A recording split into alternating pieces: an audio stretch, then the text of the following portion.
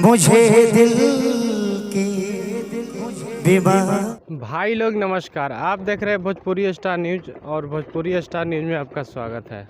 तो आज एक आप लोग को बहुत ही खास अपडेट देने वाला हूं। जो पावर स्टार पवन सिंह का सॉन्ग आज रिलीज हो गया, जिस गाने का बहुत दिन से इंतज़ार था।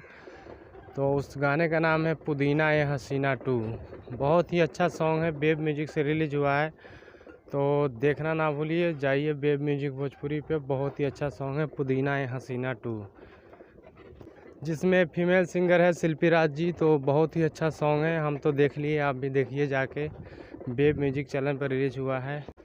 और इस गाने का राइटर है रोशन सिंह जी, बहुत अच्छा ही राइटर है। और जो म्यूजिक डायरेक्टर है वो प्रियांशु सिंह जी, जो पहले भी म्यूजिक यही किए थे, जो पुदीना 1 आया था और 2 में भी यही आए हैं। तो देखना ना भूलिए, एकदम गर्दा सॉन्ग है, जो पहले सुने थे वैसा ही सेम टू सॉन्ग है। तो देखना ना भूलिए पुदीना ये हसीना 2 सॉन्ग। धन्यवाद दोस्तों।